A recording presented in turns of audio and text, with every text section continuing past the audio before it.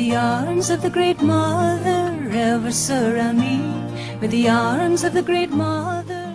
Hi everyone, this is CricketSong with Lunar Wisdom, and this video is going to be discussing ethics, morals within a magical practice. I guess you could consider this a video response to Pagyptian and or Harmony Love, because Pagyptian did a video, which is what I watched, titled Colors of Magic, which for her was a video response to Harmony Love, which was discussing morals or ethics within magic. So I figured I would join this conversation. Now, when you are a magical practitioner, I think it's very, very important for you to have an understanding of yourself.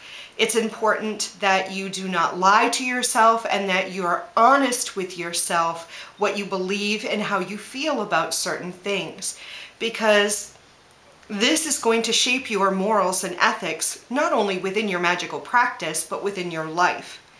And I think it's a little inaccurate to say when we're going into a magical practice that all Wiccans follow one way or all other magical practitioners follow a different way, because honestly I feel like an individual's magical practice is going to be very different from one person to the next, because no one really leads the same life as everyone else, and we all have different life experiences that shape our morals and values. Just like saying all Christians follow a certain morality.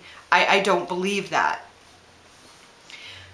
So for me, if you've been watching my videos or know anything about me, you are fully aware that I identify myself as a non-traditional Wiccan witch. And what this means for me is that my magical practice is eclectic, but it is grounded, or the foundation of it is the Wiccan tenets.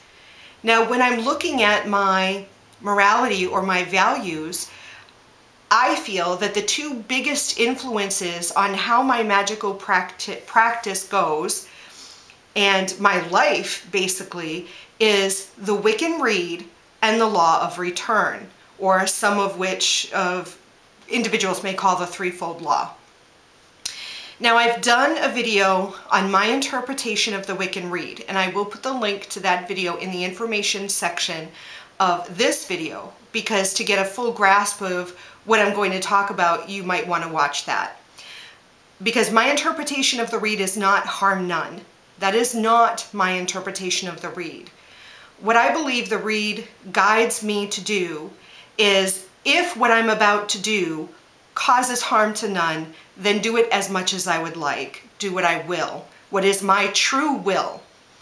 Which, again, is important for me to be honest with myself and to not deceive myself, to understand what my true will is.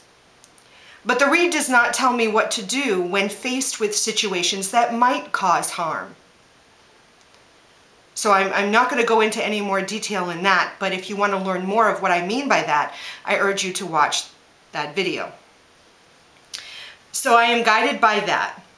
I am then guided by the law of return, which means whatever I put out, I will receive back. Now, I do not believe in the idea of threefold. I don't believe that the universe is that precise, but I do feel like whatever I put out, I will receive back. So those are the two guidelines for my individual moral ethics when it comes to magic. If I am faced with a situation that may cause harm, if I am going to do a spell that may cause harm, then it is up to me and my relationship with deity and my acceptance of the law of return, which will determine what I'm going to do in this situation. Am I going to move forward with this spell, or am I not? And if I do move forward with this spell, am I willing and ready to accept any and all consequences that may come from it?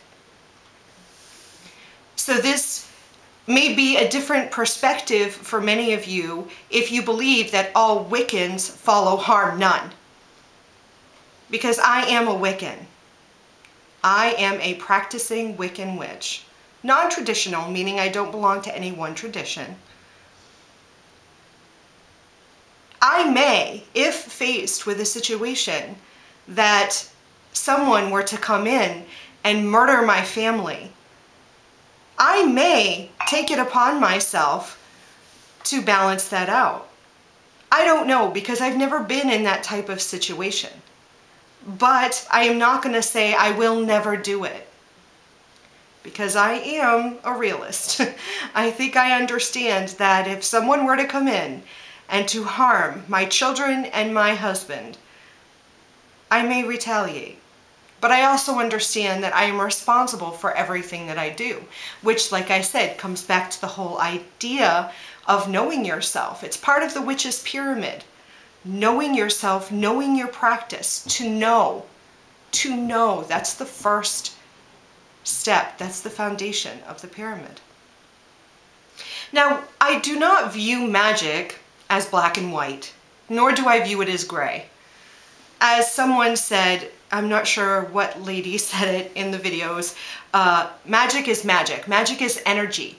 Magic is what witches use to manipulate our will, our emotions, this energy to fulfill and manifest our intentions. So I don't go around and declare that I'm a white witch or a black witch or a gray witch. I'm a witch. I'm a practicing witch who understands her power, who understands the power of magic, who understands the power of words and intentions. So I think when we're looking at morality, it's important to be honest with ourselves. What am I comfortable with doing? What am I uncomfortable with doing?